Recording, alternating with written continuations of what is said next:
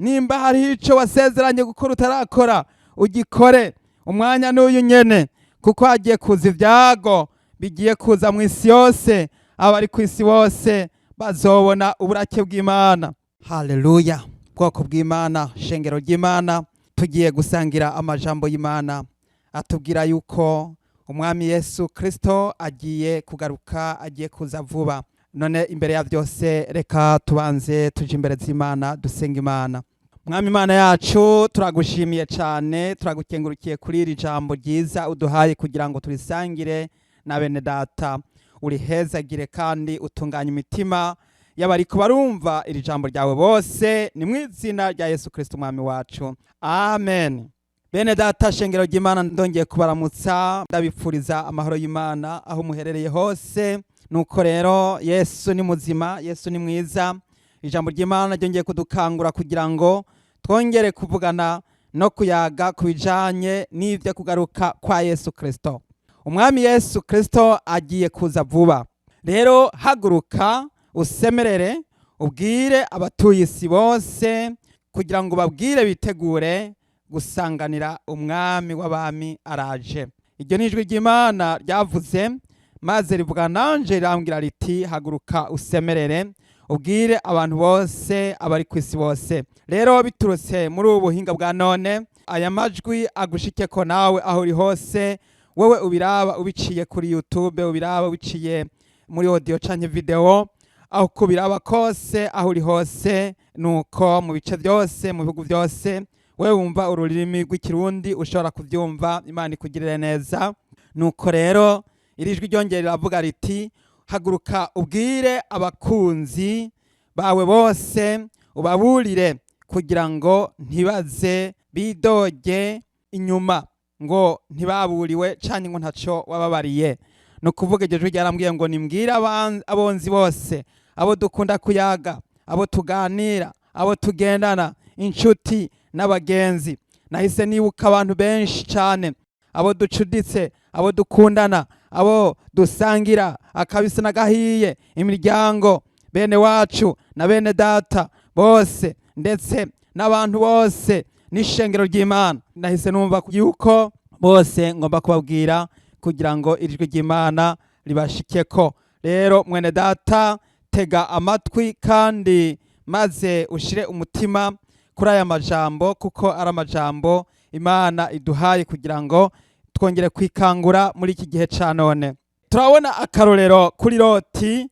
Igihe Loti amaze kuburirwa, abwirwa ko igisagara ca Sodomu na Gomora kigiye kurimbuka, turabona neza yuko Loti harageze igihe abamarayika baramubwira bati, mbega muri iki gisagara nta bantu uzi baba bakuzi, nta miryango ufiseho, nta nshuti uhafise, nta bantu uziga bari ngaha? Maze Loti aravuga ati ndafise abakwe. Loti rero yarafise abakwe, yarafise abakobwa babiri bari barasabwe, bari bagomba kugira ngo bazoje kubaka ingo zabo. Mu gihe rero abamarayika babagendera, Loti yarari kumwe n'abakobwa biwe n'umugore wiwe. Abamarayika rero baraza baragira bati igisagara tugomba tukirimbure, tugomba tukirandure. Inyuma yuko bari bashatse gukorera nabi byamfura mbi abamarayika, Loti amaze kubabwira ati mfise abakobwa abari bo mwonona, atabari bo ndabaha. Ariko abagabo b'i Sodomu barakomeza batera intambara, batera imvururu, nuko bagomba gufata ku nguvu intumwa z'Imana. Nuko rero niko kubwira Loti bati genda wihute vuba uburira abantu, kuko ibyaha by'iki gisagara byabaye byinshi, byarundikanye, byabaye umurengera. Loti rero aragenda hari mu ijoro mu gicugu, maze aza kubwira abako biwe. Reka twumve amajambo uko Loti yagiye kubwira abako biwe mu gitabo c'Itanguriro, igihimba ca 19 umurongo wa 12. Reka dusome mu izina rya Yesu, duhereye ku murongo wa 12 mu gihimba ca 19 mu gitabo c'Itanguriro. Haravuga ngo abo bagabo babaza Loti bati, hari abandi bantu ufise hano, abakwe bawe n'abahungu bawe n'abakobwa bawe n'abo ufise bose muri iki gisagara bakura aha hantu, kuko tugira tuhahonye, kuko induru zihavugirizwa zibaye nyinshi cyane imbere y'Uhoraho, kandi akaba adutumye kuharandura. nuko Loti arasohoka abarira abakwe biwe basavye abakobwa biwe ati vyuka muva aha hantu kuko Uhoraho agira arandura iki gisagara. Ariko ku bakwe biwe yari ameze nk'uwizagira. Loti yaragiye mu gicugu mw'ijoro. Loti amaze kubwirwa yuko igisagara gira kirandurwe, amaze kubwirwa yuko abantu bagira bahone, amaze kubwira yuko ibisagara bigira birimbuke, Loti yaravyutse yaragiye mw'ijoro, ntibaryamye. Ni ukuvuga imigambi yari yafashwe, ingingo yari yamaze gufatwa. Muri ico gihe rero Loti aragenda abwira abakwe biwe ati nimuze duhunge kuko igisagara rya kirimbuke. Ariko ku bakwe biwe Loti yari ameze nk'uriko arafyina. Rero bene data, benshi barumva imburi, benshi baraburirwa, ariko baguma bibaza ngo niko vyamye, ngo vyama bimeze kwa kundi, ngo niko bizohora. Ariko ndagira ndakubwire yuko hazogera igihe usange ata mwanya ukiriho, hazogera igihe imyanya ibitakiboneka, hazogera igihe ijambo rya nyuma rizovugwa, hamwe abantu bazoguma bibaza ngo ni vya bindi, ariko uzosanga urugi rwaramaze kugagwa. Ku murongo wa 15 haravuga ngo umutwenzi utambitse baba marayika bahutagiza Loti bati va hasi ujana umugore wawe n'abakobwa bawe bompi bari hano kugira ngo woye kurandukira mu guhanwa kw'iki gisagara. Maze akijijura abo bagabo bamufata ukuboko nuko umugore wiwe n'abakobwa biwe bompi Uhoraho amugiriye ikigongwe, bamukurayo bamuterera inyuma y'igisagara. Bene data, ibi ni ibintu bikomeye. Muri ico gihe bariko bagitangura kujijura, biraboneka ko hari abantu benshi bagitanguye kujijura, hari abantu benshi bacibaza ngo nibisanzwe, hari abantu benshi bacibereye mu makona bavuga bati nta kibazo, bati nta ngorane. Hariho abandi bavuga bati ntaco bitwaye, abandi bavuga bati nzoba ndihanejo, ati ibi nibisanzwe, ati aho bariko barashikuza, ati ivyo bakabivuze babivuze kuva kera, ati vyama bimeze uko vyama biri, nta kirahinduka. Rero abamarayika babwira Loti bati turabona yuko mutanguye kujujura, mutanguye gufyina, mwibaza ko ingingo zitafashwe mwijuru. Imana yari yamaze gufata ingingo yo kurimbura Sodomu na Gomora. Rero mwene data, ndagira nkubwire yuko ibisagara by'iki gihe bisigaye bimeze nka Sodomu na Gomora. Ibyaha bikorerwa mu bisagara by'iki gihe, ibyaha bikorwa n'abantu buno munsi, bisigaye ari vyaha biruta mbere vyaha by'i Sodomu ni Gomora. None rero hunga udapfa. Iri ni ijambo ry'Imana rije kukubwira ngo hunga udapfa. Aho uri hose, aho uherereye hose, hunga udapfa. Mwene data, abamarayika bafata amaboko ya Loti n'amaboko y'umugore wiwe n'amaboko y'abakobwa bompi, nuko baravugira bati nimuhunge kuko igisagara gira kirimbuke. None mwene data, nimuze duhunge kuko ibi bisagara bigiye kurimbuka. Nimuze duhunge kuko ibisagara bigiye guhona. Nimuze duhunge kuko igihe kirashitse cyuko kagakarabo ka vino kari kongera guhabwa amahanga yose, maze kuko uburake bw'Imana bugiye gusukwa muri ibi bisagara, muri iyi si, muri igihe ca none. Ku murongo wa 17 haravuga ngo bamaze kubakurayo, umwe muri bo aravuga ati hunga ntupfe, ntukebera inyuma, kandi nturuhe uhagarara utararangiza iki kiyaya cyose, hungira kuri iriya misozi woye kuranduka. Ingingo ziravugwa, ingingo zirafatwa, barabwirwa ngo hunga udapfa, hunga ntupfe, ntukebere.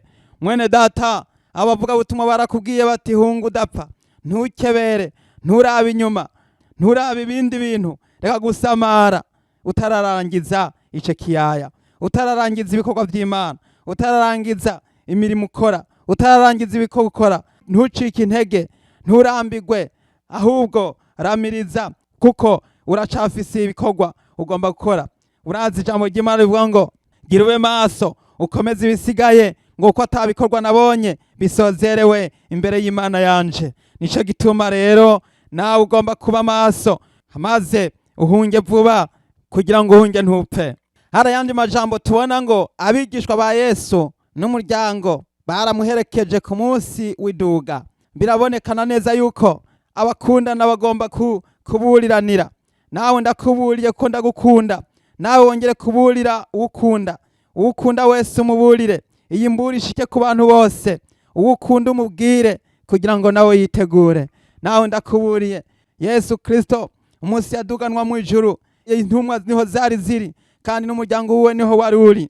Rero mwene data, bisobanurwa ngo umusi wo kugaruka kwa Yesu canke umusi w'inzamba y'iherezo canke umusi wo kuduganwa kw'ishengero, no kuvuga ngo abakunzi ba Yesu bose bazoba bararitswe. Abakunzi ba Yesu bazoba bariho, bazoba biteguye.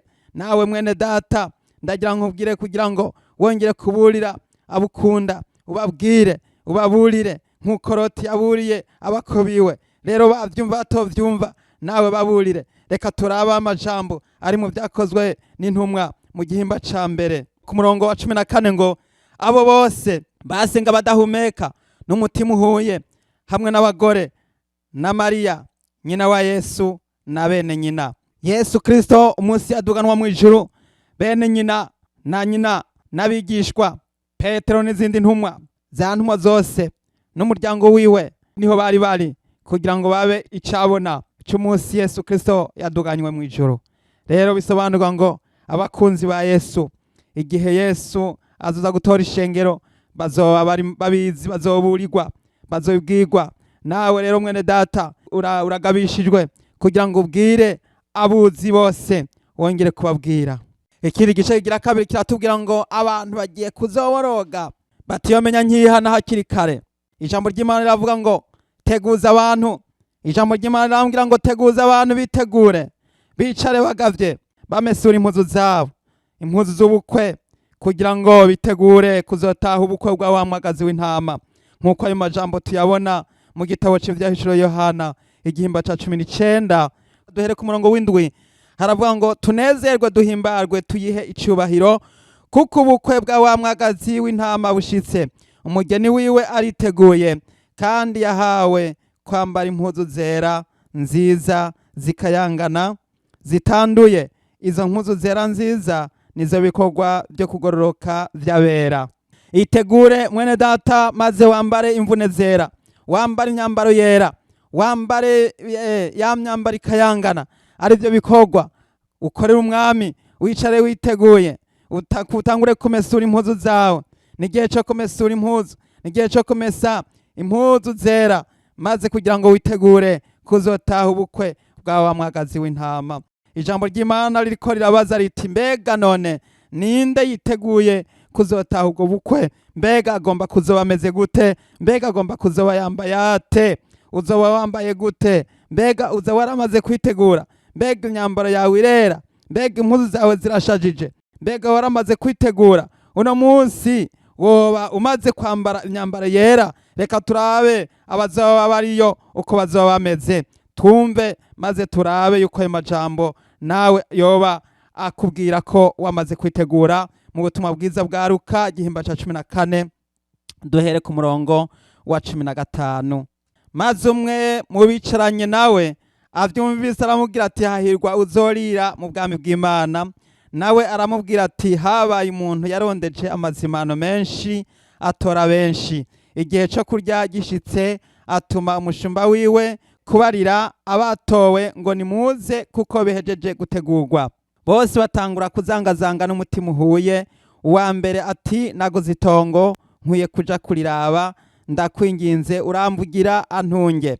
Uwundi ati, naguze inka 10 ngiye kuzirimisha ngo ndabe, ndakwinginze uramvugira antunge. Uwundi ati, narongoye nico kimbujije kuza. Maze wa mushumba agarutse abwira shebuja uko vyagenze. Nyene urugo araraka, abarira umushumba wiwe ati, genda ningoga uje mu nzira z'ibihamo no mu nzira ntonto zo mu gisagara, uzane hano aboro n'ibirema n'impumyi n'abacumbagira. Umushumba wiwe ati, mugenzi, ico umbariye ndagikoze, ariko imyanya iracasigaye. Shebuja abarira uwo mushumba wiwe ati, genda uje mu nzira z'iroro no mu mihora, ubagobere baze kugira ngo inzu yanje yuzure. Ndababwira yuko ata muntu n'umwe wo muri abo natumiye aza kugira ico atamira mu vyo nabateguriye. Bene data benshi baratumiwe ariko baranse kwitaba. Birashoboka ko nawe watumiwe, birashoboka ko nawe wumvise imburi, ariko mwene data ukabona umunsi ukaba ukizangazanga. Reka kuzangazanga, wewe wowe ukiri mu vy'isi, hindukira ubivemwo kugira ngo witegure gutaha ubukwe bwa wa mwagazi. Hari benshi bazoshika kuri uwo munsi bakamaramara, hari benshi bazoshika kuri iyo tariki bagasanga ntibiteguye, hari benshi bazosanga ata vyangombwa bafise. Ariko ni vyiza mwene data kugira ngo muze uno munsi twongere kwitegura, maze twitegurane na vyangombwa. Vyangombwa ni ibihe? Ni ukwihana, ni ukwezwa, ni ukwoga mu maraso ya Yesu Kristo, no gusaba Imana ikigongwe, maze kugira ngo Imana iguharire, maze wicare witeguye igitondo umugoroba ukomeze gusenga, kandi wamusoma Bibiliya, ijambo ry'Imana ribe muri wewe aho uri hose, kuko igihe kiri hafi abera bakaduganwa mu ijuru bakaja kuruhuka. Igihe kiri hafi ishengero ry'Imana rikaduganwa mu ijuru kuza gutaha ubukwe bwa wa mwagazi w'intama. Ijambo ry'Imana riravuga ngo hahirwa abatorewe gutaha ubukwe bwa wa mwagazi w'intama. Mbega nawe waratorewe gutaha ubwo bukwe? Mbega waba waramaze guhabwa invitation canke ubutumire? Ni wisuzume maze urabe yuko ubwo butumire ukibufise, kandi yuko ya myenda cyangwa ya myambaro za mpuzu zoba zishajije kandi zikayangana. Dukomeze turabe ayandi majambo nyene abivuga ubutumwa bwiza bwa Matayo igihimba ca 22 duhereye ku murongo wa mbere. Ubukwe bw'umwana w'umwami, dusome mu izina rya Yesu. Yesu yongera kuvuganira nabo mu migani ati, ubwami bwo mu ijuru busa n'umwami atahisha ubukwe bw'umwana wiwe arongora. Atuma abagendanyi biwe ngo bahamagare abatorewe gutaha ubukwe banka kuza. Yongera gutuma abandi bagendanyi ati, mubwira abatowe mutiraba amazimano yiwe yayiteguye, n'amapfizi n'amagumba vyiwe vyabazwe, kandi byose biriteguwe, nimuze mutaha ubukwe. Bene data, Yesu yararungitse abakozi, yararungitse abavugabutumwa, yararungitse abavugishwa, yararungitse abapastori, yararungitse abigisha, yararungitse abaririmbyi, yararungitse abantu uburyo bwose. No kuvuga kugira ngo bagende gutororokanya no kuvuga ubutumwa bwiza, kuko ijambo ry'Imana Yesu yaravuze ngo atuma abigishwa baravugira ngo nimugende muje mu bihugu byose muhindura abantu baba abigishwa banje, ngo kandi abazokwemera bazokizwa, ngo ariko utazokwemera ngo azotsindwa n'urubanza.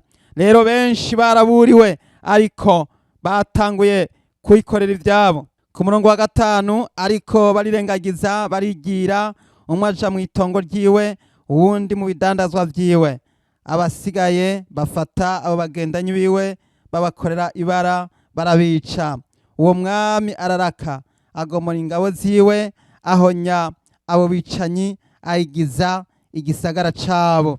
Maze abwira abagendanyi biwe ati, ubukwe buriteguwe, ariko babutorewe ntibari babukwiye. Mwene data, bari baratumiwe, ntabwo bari babikwiriye, kuko barakiriye amajambo y'Imana, ariko ntibayashira mu ngiro. Benshi barabwiwe, babwirwa imburi, babwirwa amajambo yo kwihana no gukizwa no kwakira Yesu, ariko ntibabitegereye, ntibateze amatwi ngo bumvirize, ntibahaye ikibanza ijambo ry'Imana. Nico gituma aha rero Yesu Kristo ariko aravuga ati, benshi baratumiwe, ariko nubwo batumiwe, ariko ntibari babikwiriye, kuko batabishize mu ngiro. Mbega mwene data, wowe warashize mu ngiro ijambo ry'Imana? Nahawe kugira ngo wongere gushira mu ngiro iki jambo ry'Imana riko riravuga. Ku murongo w'8, maze abwira abagendanyi biwe ati, ubukwe buriteguwe, ariko babutorewe ntibari babukwiye. Nuko nimugende mu mayira abiri, abo muri buboneyo bose mubahamagare baze babutahe. Mwene data, nanje ndongeye gusemerera, ndongeye kubwira, kandi nawe ugenda ubwira uwundi wese, muntu w'Imana uri hose, urararitswe, uratumiwe, urahawe invitation, urahawe ubutumire bwo kurenguka kugira ngo uzoje kurenguka ku rurembo rwo mu ijuru. Umunsi mukuru uriteguye, hazoba iminsi mikuru y'ibirori, hazoba umunezero mwinshi, amagumba yarabazwe, no kuvuga hari ibinyobwa bimeze neza, nukuvuga nta nzara nta nyota, hari umunezero, nukuvuga hari umusi mukuru w'ibihe bidashira. Abazojayo bazokwama mu munezero, bazokwama baririmba, batazira, bashima Imana, baririmba ibihe byose. Hari umunezero wo gutamba no kunezerwa, hari akanyamuneza ntangere. Mwijuru tuzokwama turirimba, mwijuru tuzokwama tunezerewe, mwijuru hari umunezero, mwijuru hari amahoro, mwijuru hari ibyishimo. Ndakwinginze mwene data, nawe wongere guheba iby'isi, wongere guheba ibyo byose biguhenda, bikuburagiza, bigusuka, bidashaka ko uzohabwa ubugingo budashira. Nuko uvyiyambure maze ubitekure, hanyuma wirukire cane kuza kwakira ubugingo budashira. Reka kwemera kuzorimbuka, reka guhona, kandi waracunguwe. Yesu Kristo yaragupfiriye ku musaraba i Karuvali Gologota. Ni igihe ciza cyo kwakira invitation, ni igihe ciza cyo kwakira umutumiro. Umutumiro waratumiwe, nanje ndongeye gutumira. Yesu yambwiye ngo nindakubwire, uyu munsi urararitswe, ubutumwa buragushikiriye, invitation iragushikiriye. Nukoreka iby'isi, hanyuma ukurikire Umwami Yesu. Ijambo ry'Imana rivuga ngo nimuze kuri je mwese abarusha n'abaremerewe, ndabaruhura. Mwikoreze ingata yanje, itababaza n'umutwaro wanje ubahutse. Munyigire ko mwese, kuko ndi umurwaneza niyoroheje, kandi muzoronka amahoro mu mitima yanyu. Rero nawe hewe iby'isi, maze ukurikire Yesu Kristo, uzoye witegure kuzotaha ubukwe bwa wa mwagazi w'intama. Haleluya! Yesu Kristo arakuraritse.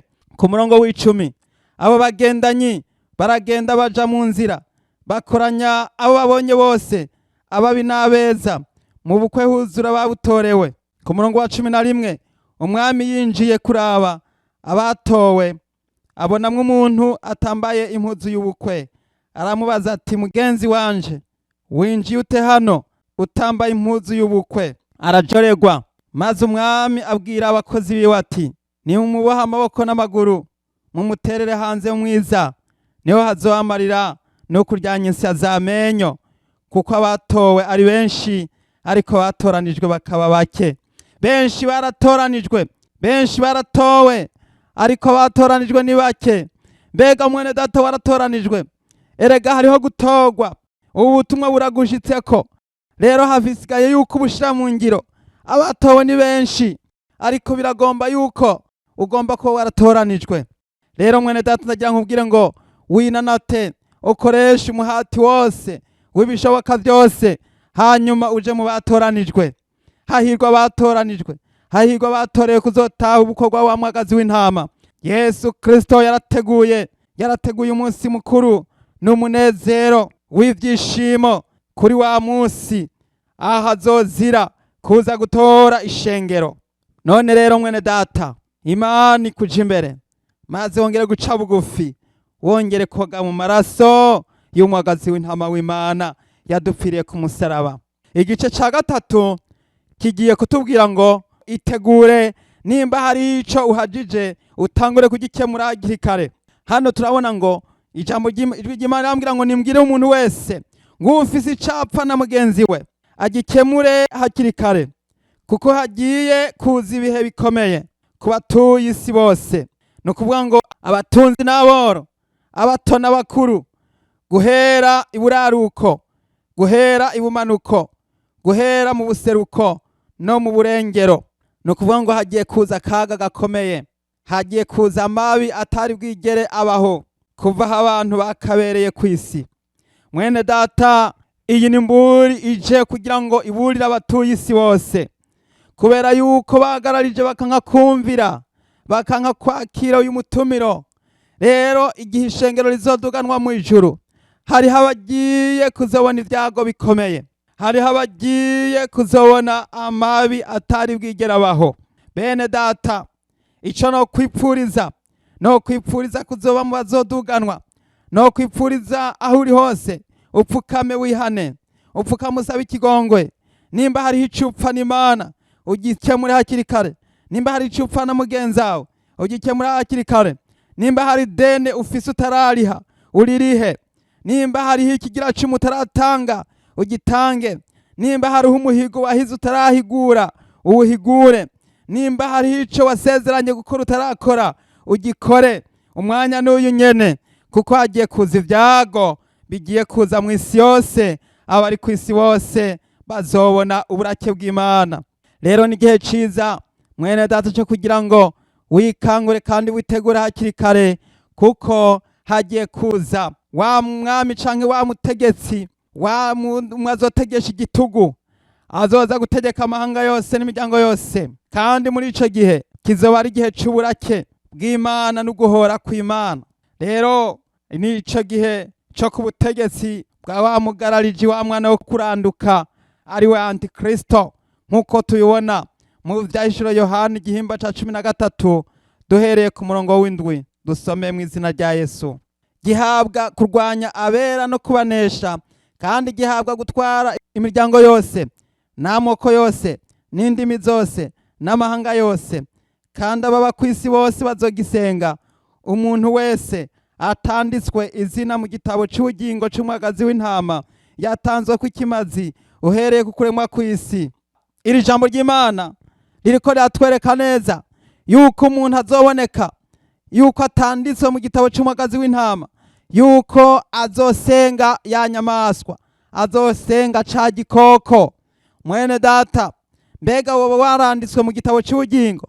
Mbega woba uri mu bacunguwe? Mbega woba uri mu buhagiwe n'amaraso ya Yesu Kristo? Niba waba wariyandikishije ni vyiza, ariko nimba utariyandikisha, iyi mburi kugezeko kugira ngo wiyandikishe, kuko ari igihe ciza. Haracari umwanya mwiza wo kwihana ibyaha, kandi irembo rya Yesu riracuguruye. Nk'uko umuririmbyi yaririmbye ngo mu ngoro haracari icicaro, nawe urahamagawe ngo ujeyo. Ihute, kuko batarugarira.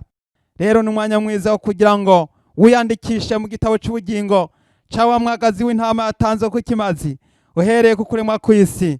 Ku murongo w'icenda ngo namba hari umuntu ari n'ugutwi niyumve. Mwene data, namba ugira ubuntu kumvira ubutumwa bwiza, wongere kumvira, maze wongere guca bugufi, hanyuma usenge Imana. Imana ikugirire neza, usaba ikigongo. Nimba warakoze icaha, maze ukabumva ko ico caha wagikoze, nuko uce bugufi wihane. Kandi namba wumva hari ico uhajije imbere z'Imana, wongere guca urubanza hagati yawe n'Imana uyu munsi, kuko ntabwo uzoba ukibasha guca urubanza imbere kuri wa munsi, ariko ni umwanya mwiza uyu munsi kugira ngo uce urubanza, umwanya ukiriho. Namba umuntu yagerewe gufatwa mpiri, azofatwa mpiri. Namba umuntu yicisha inkota, akwiye kuzokwicishwa inkota. Aho niho ukwihangana kw'abera guserukira bona ukwizera kwabo. Ni ukuvuga muri ico gihe hazoba hari bikomeye. Abicwa bazokwicwa, abazofatwa mpiri bazofatwa mpiri. Hari benshi bazotegwa batiteguye nk'ibikoko bipfa gusa. Hari benshi bazopfurupurubi, hari benshi bazomererwa nabi, hari benshi cane imburi, abantu benshi baburi bakanka kwihana. Muri ico gihe bazokwicuza, barire batagira gitabara. Mwene data, nimuze turondere Uhoraho bigishoboka kwabonwa. Nimuze tumwambaza akiri hafi. Ugabitanya nareke ibigabitanya vyiwe, umunyavyaha areke ibivyaha vyiwe, maze agaruke kuhoraho, kuko ari nyabuntu yuzuye imbabazi kandi igira ikigongo cinshi iteba kuraka. Imana yongere guhabwa icubahiro kuri wewe uri kuritegura, kuri wewe uri urarondera inzira y'agakiza kugira ngo uzokize ubugingo bwawe urupfu. Ku murongo wa 6 n'uwa 18 haravuga ngo kigera ko bose aboroshe n'abahambaye n'abatunzi n'aboro n'abidegemvya n'abagurano bashirwa ku ikimenyetso ku kiganza c'iburyo canke mu ruhanga, kandi ko hatagira umuntu yemererwa kugira icagura canke icashora atari ufise ico kimenyetso nico zina rya ca gikoko canke igitigiri c'izina ryaco. Aho niho ubwenge buserukira. Ufise ubwenge naharure igitigiri c'ico gikoko n'igitigiri c'umuntu. Igitigiri caco n'666. Mwene data, ico nico gitigiri c'aya nyamaswa, ico nico gitigiri ca gikoko. Aya majambo ari mu ndimi zose. Aya majambo nawe urayafise muri yo Bibiliya yawe. Ayo majambo cyangwa ibiharuro by'iki gikoko uramaze kuvyumva, kandi n'umwana wese aca ubwenge bamubwira yuko antikristo azoba afise ikimenyetso c'amajana 336. Nuko rero ico gikoko kizotegeka ko abatuye isi bose, aboroshe n'abahambaye, abatunzi n'aboro, abidegemvya n'abagurano bashirwa ku kimenyetso ku kiganza canke mu gahanga. Ibihe bigiye kugera aho isi izoba bitegekwa n'umujinya w'uburakari bwa antikristo kugira ngo yifatire mu gahanga, yifatire mpiri abantu benshi, kuko yaherekera panga kugira ngo azapfane n'abatuye isi. Ariko mwene data, Imana yagize urukundo rwinshi, Imana yaragukunze, yazanye ubutumwa bwiza, Imana yateguye amajambo yayo, irayashiraho, ibwira abantu kugira ngo bitegure, bikangure, bame biteguye, bicare bagavye kugira ngo ntibaze barimbuke. Niko rero n'iri jambo ry'Imana uriko urarisomerwa, uriko uraribwirwa, kugira ngo nawe ico gihe nicagera kizosange waramaze gutabaruka no gutabagwa. Ngo aho niho ubwenge bw'abera buserukira, ngo ufise ubwenge naharure. Uno musi izo nimero z'amajana 336 zatanguye gushigwa mu makarte, amakarte visa, muri za telefone, zatanguye gushigwa mu bikoko. Hari ibihugu bimaze gutangura gushira utwo tumarke mu bikoko kugira ngo bashobore gukontorora ibikoko, kugira ngo barabe ingene bazobasha gukontorora ikiremwa muntu. None rero muri iki gihe bakaba bariko barashaka kugira ngo bavyinjize mu bantu, maze ngo bashobore gukontorora isi bayibona.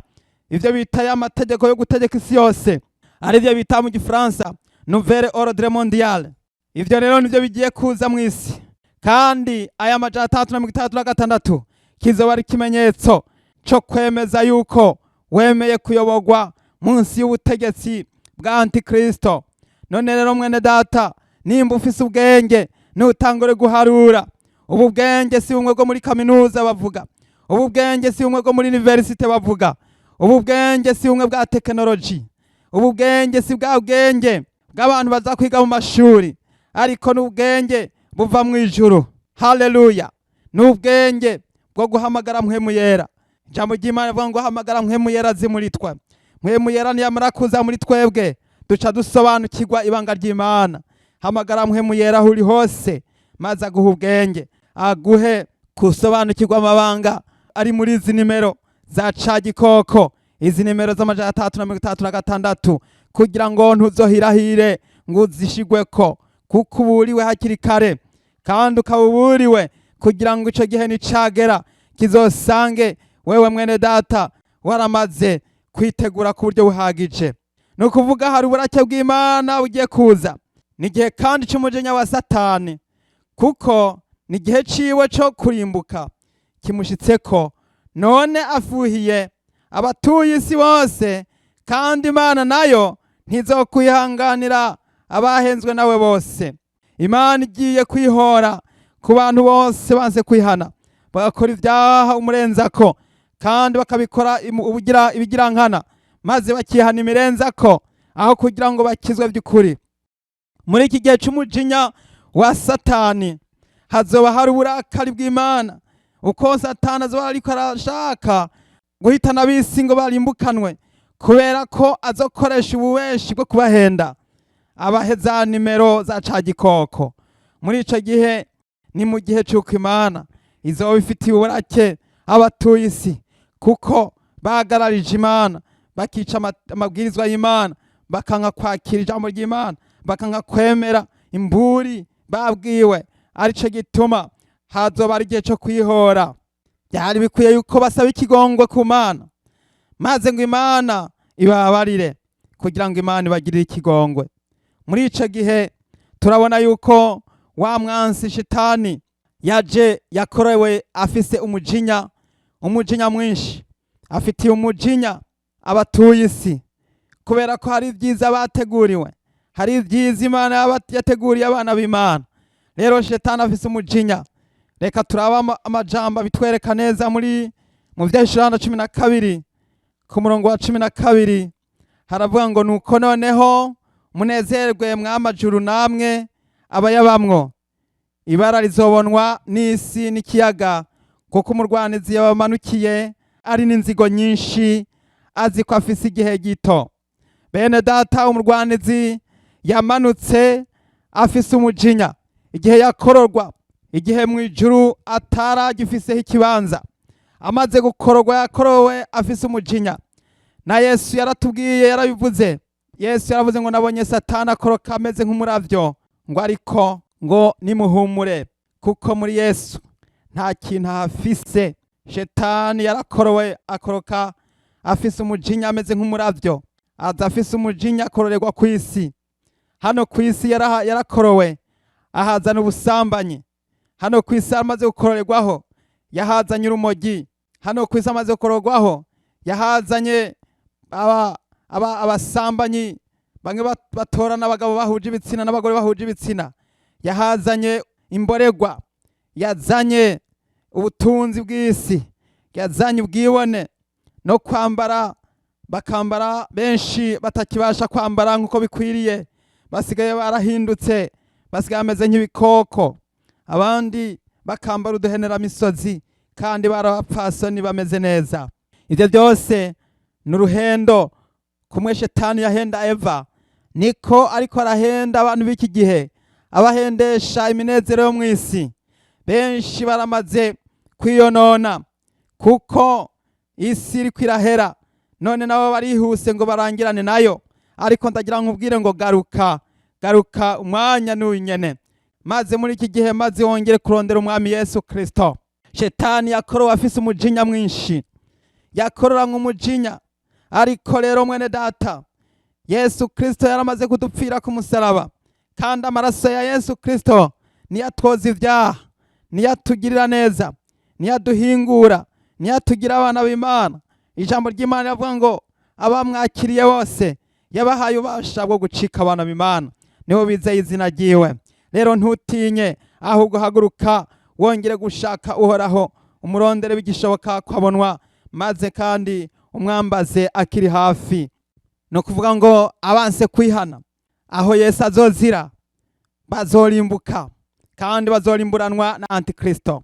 Nkuko tuyibona amajambo y'Imana abitwereka mu vyahishuye Yohana 19 ku murongo wa 17, uguhona kw'abansi biwe. Mbona umumarayika ahagaze ku zuba, asemerera n'ijwi rirenga, abarira ibisiga byose biguruka vyatiriye ijuru, ati nimuze mukoranire amazimano menshi y'Imana, ngo murye inyama z'abami n'iz'abakuru n'abagabisha b'abasoda n'iz'abahizi n'iz'amafarasi n'iz'abayicarako n'iz'abantu bose, abidegemvya n'abagurano, aboroshe n'abahambaye. Mwene data ndagira nkubwire ngo aboroshe n'abahambaye bose bazoririkwa n'inkota. Antikristo azoririkwa n'inkota. Wa mwansi, wa mumenja w'imperera, wa mwansi w'Imana n'abantu azorimbugwa. Nibazobanza gufatwa mpiri abami n'abakuru n'abategetsi. Mwene data, naho wowe ufise icyubahiro kimeze gute, naho wowe uri umunyapolitiki ameze gute, ndagira nkubwire yuko ngo utari mu Mana nawe ngo bazokunyibagira ibisiga. Abakuru n'abami n'abakomeye bazobagirwa ibisiga. Ibisiga bizorarikwa. Ubu hari ibisiga vyiteguye kurya inyama, inyama z'abami, inyama z'abakoroneli, iz'abariyetena n'iz'abantu bahambaye, iz'abakuru n'abaganwa n'abafise ububasha, abatunzi. No kuvuga ngo ya mafaranga canke amadolari ntaco azomara kuri uwo musi, bazoribwa n'ibisiga. Mwene data, n'imbura ikomeye. Ku murongo wa 19 aravuga ngo mbona ca gikoko n'abami bo kw'isi n'ingabo zabo bakoraniye kurwanya uvyagiye kuri ya farasi n'ingabo ziwe. Ico gikoko gifatwa mpiri, mbona wa muvugishwa w'ibinyoma yakorera vya bimenyetso mu maso yaco, akazimirisha abemeye gushirwa ku kimenyetso ca gikoko n'abasenga igishushanyo caco. Vyompi bitererwa bibona mu kiyaga caka umuriro n'amazuku. Haleluya! Ca gikoko ariwe Antikristo na wa muvugishwa w'inyoma, ariwe wa wundi azoza kubesha abantu. No kuvuga muri iki gihe hagiye kuza idini ry'ikinyoma. Iryo dini rizoba riri kw'isi yose. Abanse kwigisha amajambo y'ukuri, ubu bagiye guhaguruka bigisha amajambo y'ibinyoma. Idini ry'ikinyoma rigiye kuza vuba. Hagiye kuza idini ry'ikinyoma, kuko wa muvugishwa w'inyoma agiye gutangura, mbere aza yaratanguye gukora. Benshi no munsi bigisha ibinyoma, benshi no munsi bigisha amajambo y'uburyarya n'ay'uburiganya, benshi no munsi ntabwo bariko baratumbera inzira y'agakiza, ariko bariko baragenda bajanwa mu mahonero. Mwene data, musuzume mube magabo, kuko mu madini hadutse inyigisho z'ubupfu, inyigisho benshi basigaye bagenda bitwara uko bishakiye. Rya dini ry'ikinyoma ryaramaze gutangura kuza mu isi, kandi na antikristo yaratanguye gutangura kuza mu isi, kuko benshi bamaze kuza biyitirira abakristo ariko atari bo. Nico gituma bivugwa ngo aba bantu bazofatwa mpiri, bompi bazofatwa mpiri, abategetsi bazofatwa mpiri, abicanyi bazofatwa mpiri, abasambanyi bazofatwa mpiri, imborerwa bazofatwa mpiri, abanywara umogi bazofatwa mpiri, abatinganyi canke bamwe barongorana bahuje ibitsina bazofatwa mpiri, abo bose bazofatwa mpiri. Mwene data utihanye uzofatwa mpiri, uwo wese atakiriye Yesu Kristo azofatwa mpiri. Mu gihe abarongoye isi canke ba antikristo aribo ca gikoko na bamuvugishwa b'inyoma bazoba bamaze gufatwa, aba bayoboye bose naho bazorokokera. Nico gituma hano mw'isi atabwihisho bugisigaye, nta hariho kwihisha hasigaye ni muri Yesu wenyene gusa. Yesu niwe ateze ibiganza avuze ati, nimuze kuri jewe mwese abarushe n'abananiwe ndabaruhura. N'ayahandi ibisiga bigiye kurya inyama z'abahambaye n'iz'aboroshe, abidegemvya n'abagurano. Hagiye kuza ibyago bikomeye, hagiye kuza amabi atari bwigera abonekana, kuko abantu baburiwe kugira ngo bihane, ariko bakanka kwakira Yesu Kristo.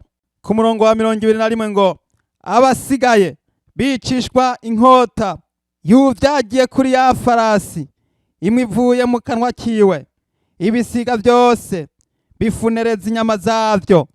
Ibisiga, abantu benshi bagiye kubagirwa ibisiga. Hari ibisiga byiteguye gutabagura inyama z'abatuye isi. Abatuye isi bagiye kuribwa n'ibisiga. Mwene data ugiye kuribwa n'ibisiga, ugiye gutabagurwa n'inyamaswa. Hari ibisiga byiteguye gutabagura inyama z'abantu kuko banse kwihana. Mwene data agiye kuza ibihe bikomeye.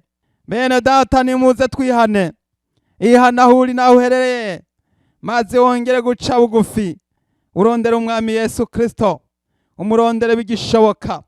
Ijambo ry'Imana twamaze kumva ngo namba umuntu yagiriye gufatwa mpiri ngo azofatwa mpiri, ngo namba umuntu yagiriye kwicishwa inkota azokwicishwa inkota. Ubwo se hari umuntu yokwipfuza ivyo? Ubwo hari umuntu yokwipfuza gufatwa mpiri? Ubwo hari umuntu yokwipfuza kwicishwa inkota? Mwene data, twebwe ko umuntu yaremwe nk'umuntu, ata muntu yaremwe nk'igikoko. Ese muremeye kabisa? Muremeye gutanga agahanga baze bagasye? Muremeye gutanga ubugingo bwanyu buze burimbuke? Nimuze, nimuhebe akaboregwe, nimuhebe ububeshi, nimuhebe ubugarariji, nimuhebe uburyarya, nimuhebe inzigo, nimuhebe ishari, nimuhebe ivy'isi. Igihe kiraheze, igihe kirarangiye. Mwene data, ijoro rirakuze bugira buce, nuko nimwiyambura ibikorwa by'umwiza, maze mwambara ibigwanishwa by'umuco. Bene data, iyi ni mburi iri kwiraje, iyi ni mburi kuje ko ikubwira iby'igihe c'imperuka, yuko turi mu bihe vya nyuma, turi mu bihe vy'imperuka, yuko umwe wese yokwicara agavye, akicara yiteguye, maze akarondera Umwami Yesu Kristo bigishoboka kabonwa. Inzambi irashobora kuvuga ku mugoroba, Imana inzambi irashobora kuvuga mu gicugu, canke mu nkoko, canke ku mashoka, isaha iyo ariyo yose. Kandi kuko ijambo ry'Imana riravuga ngo ntawuzi umusi canke isaha aho inzamba yihereza vugira, canke inzamba y'akabanga aho ishengero rizoduganwa. None rero birashakirwa ngo wewe aho uri hose wicare witeguye ugabe, maze we umesura impuzu zawe, impuzu zera, kugira ngo aho Yesu azozira azosanga imvune zawe zera kandi zikangana zitanduye. Mwene data, wewe witeguye kumesura imvune zawe, wewe witeguye kumesura impuzu zawe, ndakuraritse kugira ngo aho uri hose wongere gupfukama, maze usaba Imana ikigongwe, maze wongere gufatanya nanje rino sengesho, kuko tugiye gusenga Imana kugira ngo Imana yongere kweza uwo ari we wese, Imana yongere kugira neza aho uri hose. wongere kwakira umwami Yesu Kristo, wongere kwihana, wongere guca bugufi. Dusenga Imana. Mana data wa twese uri mu ijuru, mu izina rya Yesu Kristo yatubambiye ku musaraba, turongeye gusaba imbabazi n'ikigongwe. Ndakweretse mwami Yesu Kristo abumvise ijambo ryawe bose, abakozwe ko n'abafashijwe n'abakiriye imburi bose, wongere kubagirira neza, wongere kubagira imbabazi. Hari benshi bamaze kumva ko bakeneye kwihana, hari benshi bariko barakira iri jambo kugira ngo bihane. Mwami uyu yamaze guca bugufi kandi yamaze kwihana, ndamusengeye kugira ngo wongere kumugirira neza, maze iri jambo ryawe rimushikeko. Ndamusabiye amaraso ya Yesu Kristo kugira ngo amwuhagire, kandi amazina yiwe yandikwe mu gitabo cy'ubugingo uhereye none, maze aze atahuruke mu bwami bwawe butazoshira. Uruwera Mana, uragororotse, nuhabwe icubahiro. Turagushimiye kubikoze, turagushimiye, ni mu izina rya Yesu Kristo umwami wacu, amen.